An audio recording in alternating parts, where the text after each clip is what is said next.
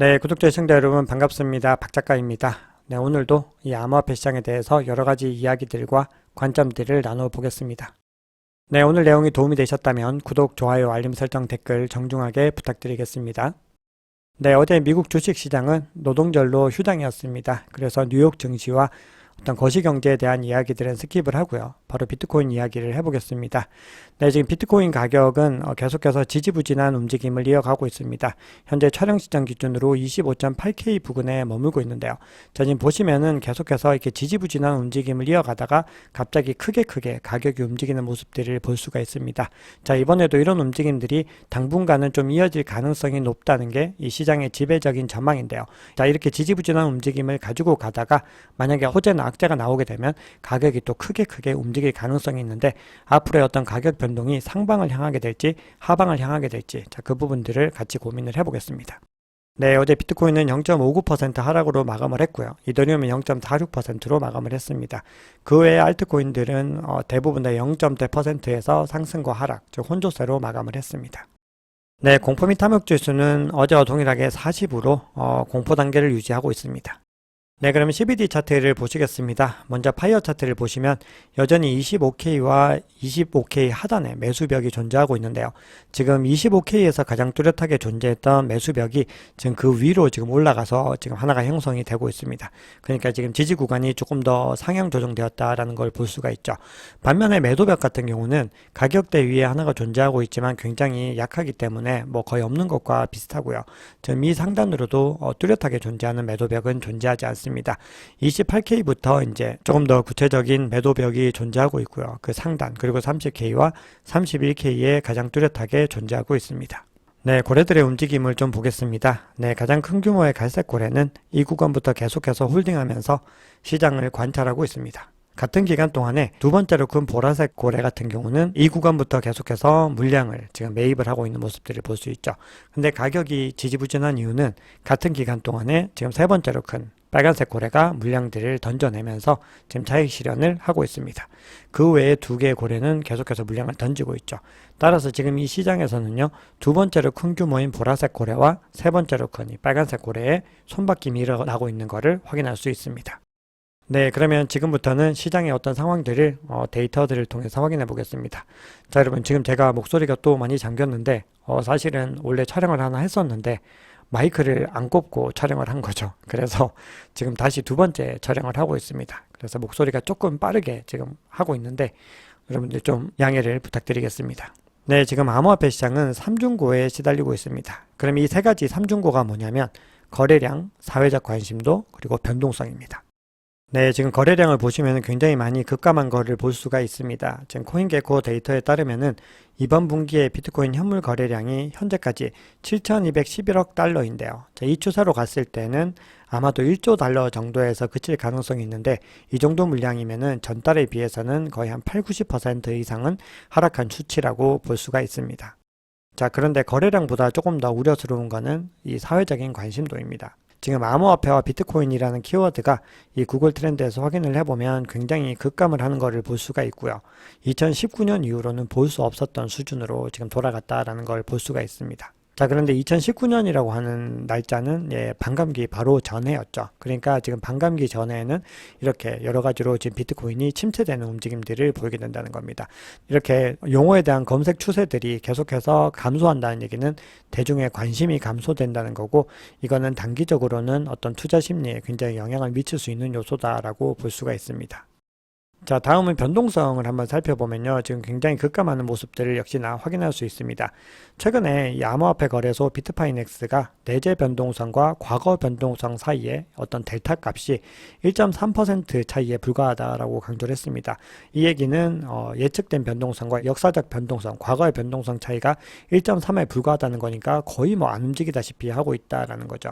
그래서 이거는 어떻게 보면 뭐 좋게 해석하면 비트코인 가격이 안정적으로 유지되는 것이다 라고도 볼 수 있지만 너무나 저조한 변동성으로 인해서 가격의 상승에도 굉장히 많은 제한이 되고 있다라는 것을 볼 수가 있습니다. 자, 그런데 이 이유는요, 지금 장기 투자자들과 고래들이 계속해서 매물을 갖다가 넣고 이거를 시장에 꺼내놓지 않기 때문에 일어나는 현상들이라고 볼 수가 있죠. 그렇기 때문에 만약에 이제 중요한 호재들, 특히 비트코인 현물 ETF 승인 같은 호재들이 나게 되면요, 단기 투자자들이 유입되게 되고 손바뀜이 일어나게 되면은 다시 변동성은 크게 발생하게 됩니다. 이 상황들은요, 탈중앙화 거래소의 상황들도 비슷합니다. 지금 지난달 대비로 7.3% 하락을 했습니다. 자, 현재 이 탈중앙화 거래소 중에서 점유율이 압도적으로 가장 큰 거는 유니스왑입니다. 그리고 지난달에 유일하게 크게 상승을 한 거는 커브 파이낸스였죠. 자, 지금 연준의 총 자산이 지금 하락하고 있는 부분들도 지금 이 시장을 어떤 압박하는 요인이 되고 있습니다. 자, 지금 연준의 최근 3개월의 어떤 자산을 보면 8.73조 달러에서 8.12조 달러로 감소를 했습니다. 자, 연준의 총 자산은 이 중앙은행이 보유한 모든 자산의 총합인데요. 여기에는 국채도 있고 MBS, 채권, 주식 다양하게 들어가겠죠. 자, 연준은 이런 자산들을 매입을 하면서 시중에 유동성을 공급을 하는 거거든요. 근데 반대로 이런 연준의 자산이 줄어든다라는 거는 시중 유동성을 오히려 연준이 흡수하는 개념이 되기 때문에 결국 이렇게 되면 비트코인을 비롯한 비트코인이라든지 나스닥 같은 성장주나 이런 위험 자산으로 분류되는 자산들은 더욱 상대적으로 큰 악영향을 받게 됩니다. 그럼에도 어떤 물밑에서의 작업들은 계속해서 일어나는 것으로 보이는데요. 지금 이더리움이 각각 두 번에 걸쳐서 이 15만 달러의 어떤 이더리움의 가치를 지니고 있는 물량을 개별 고래들이 코인베이스로 이체를 했습니다. 자, 이거는 2023년 이후로 최대 규모 중에 하나인데요. 자, 이런 움직임의 어떤 구체적인 이유는 알려져 있지 않지만 이더리움에게도 어떤 여러 가지 변화들이 일어날 가능성이 있다라는 것이고요. 이게 지금 당장의 어떤 가격의 변화를 일으키진 않았습니다. 하지만 잠재적으로 변화를 일으킬 어떤 요소들로 작용할 수 있고요. 이거는 제가 조금 더 확장해서 해석을 하면은 이제 10월 달에 비트코인 현물보다 먼저 비트코인 선물 ETF가 승인될 가능성이 높다고 시장은 예측을 하고 있죠. 아마도 그런 여러 가지 움직임들이 반영된 것이 아닌가라고 개인적으로 생각을 해봤습니다. 자, 뒤에서 가격에 대한 부분들을 조금 더 구체적으로 이야기를 해볼 텐데요. 지금 계속해서 좀 좋지 못한 시그널들에 대해서 말씀을 드렸기 때문에 이 데이터상으로 이제 우리가 좀 더 고무적으로 봐야 될 부분들에 대해서도 언급을 해보겠습니다. 지금 최소 5년 동안 지갑에 보관되어서 움직이지 않고 있던 어떤 물량들이 계속해서 늘어나서 신고가를 매일 경신을 하고 있죠. 이거는 1년, 3년, 5년, 10년 다 마찬가지의 움직임들을 보이고 있습니다. 자, 그리고 제가 표는 가지고 오지 못했는데 현재 채굴된 공급량이 3년 이상 휴면 상태인 비율이 40.53%로 역대 최고 수준을 차지하고 있습니다. 자, 이건 어떤 의미냐면 제가 어제 가격의 변화는 수요와 공급에 의해서 결정이 되는데 이 공급의 측면은 이 반감기를 말씀드렸죠. 근데 이 반감기는 신규 공급에 관한 부분이라면 기존의 어떤 유통된 물량들의 어떤 공급적인 측면에서 봤을 때는 지금 제가 방금 말씀드린 휴면 상태인 비율들이 굉장히 중요합니다. 그래서 비트코인 강세론자들은 비트코인에 대한 향후 수요가 늘어나게 되면 구매자들이 더 적은 양의 공급량을 놓고 경쟁을 하게 될 것이기 때문에 결국 희소성이 증가하게 되는 요인들이 된다는 거죠. 그래서 가격은 더 크게 상승할 가능성이 있다라고 주장을 하고 있습니다. 그리고 글래스노드에서는 그런 이유로 아마도 머지않은 기간에 지금 이 비트코인이 지긋지긋한 박스권을 돌파하게 되지 않을까라고 주장을 하고 있습니다. 네, 그러면 지금부터는 비트코인의 어떤 주요 뉴스들과 가격 전망을 좀 알아보겠습니다. 자, 엘살바도르가 법정화폐로 비트코인을 도입을 했죠. 자, 이번에는 비트코인으로 대출금과 카드 빚을 상환할 수 있도록 허용하겠다라고 지금 발표를 했습니다. 새로운 어떤 변화들이 계속해서 일어나게 되면요, 이 비트코인의 여러 가지 어떤 신뢰도와 그리고 어떤 사용성들이 계속해서 늘어나는 개념이기 때문에요. 채택들의 어떤 움직임들에 도움이 됩니다. 그리고 지금 엘살바도르가 만약 이 모델들에 성공을 하게 되면은 주변 국가들에서도 이 모델들을 차용을 할 것이기 때문에요. 상황이 굉장히 비슷한 중남미 국가에는 이 비트코인이 법정화폐로서 퍼져나갈 가능성이 더 높아진다라고 볼 수 있죠. 이거는 결국은 국가적인 채택을 높이는 어떤 요인으로 작용을 할 수 있습니다. 자, 여러 가지 이슈들 가운데서도 지금 현 시점 기준으로는 단연 압도적으로 가장 중요한 거는 ETF라고 볼 수가 있습니다. 그래서 ETF에 대해서 여러 가지 이야기들이 나오고 있는데요.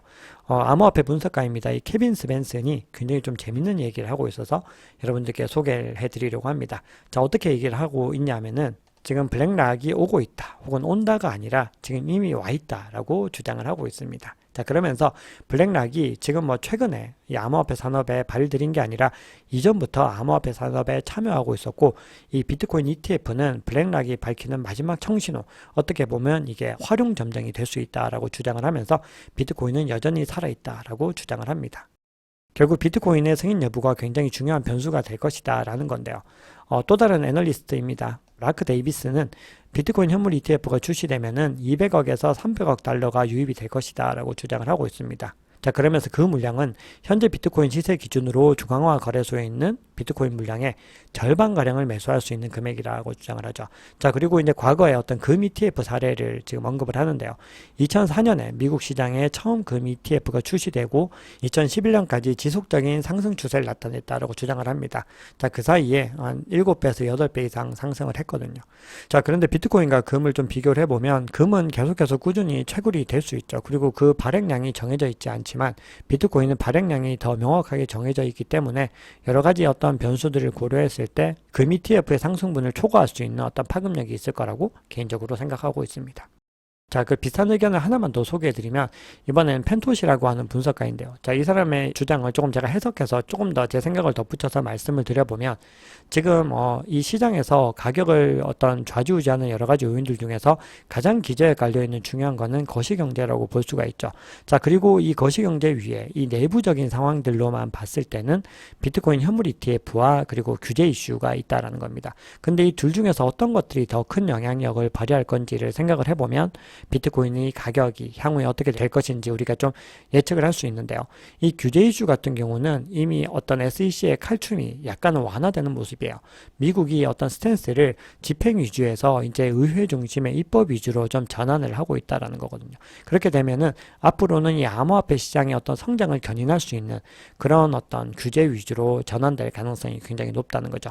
자, 그런 상황에서 비트코인 현물 ETF가 승인되면은 굉장히 큰 파급 효과를 낼 수 있다는 겁니다. 더 중요한 건요, 이 ETF가 비트코인에서 그치지 않을 거다라는 거거든요.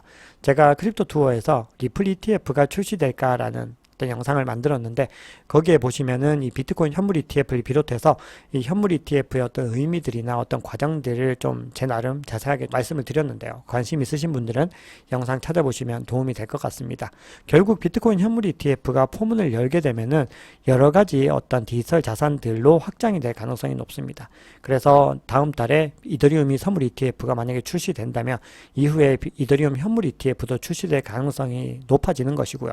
이후에는 여러 가지 다른 뭐 리플이라든지 뭐 솔라나라든지 카르도너 같은 그런 코인들도 계속해서 하나의 후보군으로서 언급이 될 가능성이 있겠죠. 그래서 지금은 어떻게 보면 이 시장이 ETF의 초입이기 때문에 성장 가능성은 여전히 굉장히 많이 열려 있다. 이렇게 볼 수가 있겠죠. 흥미로운 데이터가 있어서 하나만 더 소개를 해드리겠습니다. 리플이 SEC와의 소송에서 어떤 약식 판결에서 더 유리한 위치에 점하게 되면서 가격이 크게 상승을 했죠. 그런데 지금 가격의 상당 부분을 지금 반환을 했습니다. 그런데 거기에 가장 큰 영향을 미친 거래소가 어디냐? 바로 업비트였습니다. 그러니까 한국인들이 가장 많이 사고 또 가장 많이 팔았다는 거죠. 근데 같은 기간 동안에 코인베이스 같은 경우는 매입하는 물량들이 더 많았습니다. 그렇게 50%를 기준으로 했을 때 그런 거죠. 자, 그리고 그 다음 이제 많이 팔았던 게 업비트 다음이 OKX였습니다. 그래서 이거 결론적으로 말씀을 드려보면은 북미 거래소나 어떤 글로벌 거래소는 매입량들이 상대적으로 많았는데 같은 기간 동안에 한국과 아시아에 있는 거래소들은 매도 물량이 더 많았다라는 걸 확인할 수가 있죠. 자, 악재 소식을 하나만 좀 전해드려야 될 것 같습니다. 싱가포르의 신임 대통령이 당선이 되었는데요. 자, 이 대통령이 노골적인 암호화폐 회의론자입니다. 자, 이름이 타르만 샴무가라트남. 굉장히 어려운데요. 이 사람이 부총리로 이제 근무를 했었고, 싱가포르 중앙은행인 싱가포르 통화청, MAS에서 청장으로 재직을 했는데, 그때 암호화폐를 순전히 투기적, 약간 미친 것, 뭐 이렇게 표현을 했습니다. 그리고 이 사람이 중앙은행장으로 근무하던 기간에 이 테라가 붕괴를 하면서 굉장히 이 싱가포르 기업들에게도 많은 어떤 영향을 미쳤거든요. 그래서 지금 이 암호화폐에 대해서 더 부정적인 인식을 가지고 있는데 싱가포르가 이 암호화폐에 굉장히 친화적인 국가예요. 그리고 이 리플 같은 경우는 본인들의 사업의 어떤 매출의 절반 이상이 싱가포르에서 나오고 있거든요. 그렇기 때문에 이 암호화폐 시장에 아마도 어떤 영향을 미칠 가능성은 있고 특히나 이 리플의 산업, XRP의 가격에는 단기적으로는 악영향을 미칠 가능성도 배제할 수 없겠다라는 생각을 개인적으로는 해봤습니다. 네, 그러면 이제 가격 움직임들을 좀 보겠습니다. 네, 요거는 비트코인 월간 선물의 프리미엄인데요. 비트코인 월간 선물은 일반적으로 현물 시장에 비해서 약간 프리미엄이 붙어서 거래가 됩니다. 왜냐하면 이 판매자가 결제를 지연시키기 위해서 더 많은 돈을 요구하고 있음을 좀 의미를 하는 거예요. 그래서 건전한 시장에서는 이 BTC 선물 계약은 연간 5에서 한 10% 정도의 어떤 프리미엄을 붙여서 거래를 하게 되는데요. 지금 현재 비트코인이 3.5% 선물 프리미엄이 붙어 있습니다. 자, 이거는 현물 ETF를 블랙락이 신청하기 전인 이 구간 거의 10%죠. 여기와 비교하면은 굉장히 크게 급락한 거라고 볼 수가 있죠. 그래서 이 지표는 지금 파생 상품 계약을 활용하는 레버리지 구매자에 대한 어떤 수요의 감소를 의미를 하는 겁니다. 그리고 이 거래자들의 옵션 시장을 분석해서 최근의 조정으로 투자자들의 낙관성이 떨어지는지를 판단하는 지표로 25% 델타 스큐라고 하는 지표가 있어요. 요거는 아비트리지, 그러니까 이 차익 거래 쪽 데스크와 그리고 시장 조성자가 상승이나 하락 보호를 위해서 이 가격을 책정할 때 어떻게 가격을 책정하는지에 따라서 나타나는 시그널이거든요. 그래서 이게 가격의 하락을 예상하는 경우는 이 델타 스큐가 상승을 합니다. 반면에 상승을 예측을 하게 되면은 이게 오히려 하락을 하는 거죠. 근데 지금 보시면 굉장히 마이너스 값에 있다가 지금 크게 상승하는 움직임들을 볼 수가 있죠. 그리고 이 기준이 보통 7% 정도를 잡는다라는 거죠. 그래서 지금 보시면은 거의 7% 상단에 위치를 하고 있습니다. 그래서 이 옵션 거래자들이 아마도 지금 하락을 더 예상하고 있다라고 분석을 할 수가 있겠죠. 그래서 이걸 이제 종합적으로 분석을 했을 때는 비트코인 현물 ETF 승인 가능성이 높아졌지만 지금 단기적으로는 이 긍정적인 가격 모멘텀을 유지하기가 좀 어렵다라는 거예요. 그래서 지금 비트코인 선물 프리미엄이 3.5%였던 마지막 수준이 22K였거든요. 그래서 지금 22K까지는 선물 거래나 옵션 거래의 어떤 과거 추이로 이 데이터로 봤을 때는 돌아갈 가능성이 있다는 건데 늘 강조드리지만 확정적인 건 아닙니다. 어떤 데이터에 의한 가능성을 말씀을 드렸고요.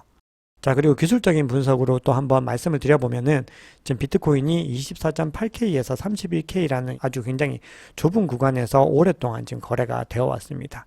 그래서 단기적으로 중요한 수준은 24.8K 수준인데요. 여기서 만약에 무너지게 되면은 매도가 더 가속화되게 되고 그렇게 되면 20K까지 떨어질 가능성은 늘 열려 있다라는 겁니다. 그리고 24K에서 어떤 약간의 지지 구간이 있지만 뭐 힘이 그렇게 있지는 않다라는 겁니다. 그래서 24.8K를 단기적으로 지금 지키는 것이 중요한데 현재 가격은 지금 25.8K 부근에 와 있죠. 자, 그리고 또 다른 가능성, 즉 가격이 상승하는 움직임들을 감안을 해보면 상승세가 26.8K의 장벽을 넘어서는 것이 굉장히 중요합니다. 그리고 그 후에는 50 단순 이동 평균선이 빨간색 선까지 올라가는 것들이 중요하죠. 바로 28.2K입니다. 그래서 이 구간을 만약에 뚫고 올라갈 수 있으면은 단기적으로는 추세가 상승으로 전환될 가능성이 있고 그렇게 되면 30K, 31K를 재도전해 볼 수 있는 여건이 마련될 수 있습니다. 그러면 중장기적인 부분들을 좀 보겠습니다. 자, 이거는 크립토 퀀트에서 가지고 온 지표인데요. 지금 리얼라이즈 프라이스, 즉 실현 가격의 UTXO 에이지 밴드라고 하는 것들을 확인을 했을 때 과거의 어떤 불장 사이클의 어떤 시그널들을 볼 수 있다라고 하는 겁니다. 자, 이게 뭐냐면 3개월에서 6개월 동안 홀딩하고 있는 이 평균 실현 가격, 이 밴드가 12개월에서 18개월 홀딩하고 있는 이 평균 실현 가격 밴드를 넘어설 때, 이 골든 크로스가 일어날 때 1년 이상 상승장이 이어졌다는 겁니다. 즉 불장이 왔다라는 거죠. 그래서 과거에 두 번의 사이클들을 가지고서 동일한 패턴들이 관찰이 됐는데 지금 거의 접근을 하고 있는 걸 볼 수가 있습니다. 그래서 이 단기선이 장기선을 뚫고 올라갔을 때 아마도 대세 상승장으로 이어지지 않을까 이런 예측을 하고 있습니다. 자, 그리고 마지막으로 크립토코인의 의견을 보고서 마무리를 하겠습니다. 자, 일반적으로 비트코인의 어떤 불마켓, 불장이 오려면 주간 RSI가 점선의 어떤 중간선, 요 부분을 이제 넘어서서 반등을 해야 되는데요. 이렇게 제대로 된 사이클이 오기 전에 가짜 교체를 만들어서 강세장을 시작하지 못하게 하는 움직임들이 있었다는 겁니다. 과거의 사이클에서도 이런 식으로 페이크들이 관찰이 됐는데 현재 지금 추세에서도 이게 관찰이 됐고 다시 한 번 더 이거를 재테스트를 하려고 하는 구간에 와 있다는 겁니다. 그래서 이 구간의 재테스트를 마치면은 불마켓으로 이어졌는데 이번에도 그럴 가능성이 있다라고 주장을 하고 있습니다. 네, 오늘 여러분들의 투자에 도움이 되고자 또 여러 가지 자료들을 준비를 해봤는데요. 투자에 작은아마 도움이 되셨으면 좋겠습니다. 오늘 내용이 재밌었다면 구독, 좋아요, 알림 설정, 댓글 정중하게 부탁드리겠습니다. 지금까지 박 작가였습니다.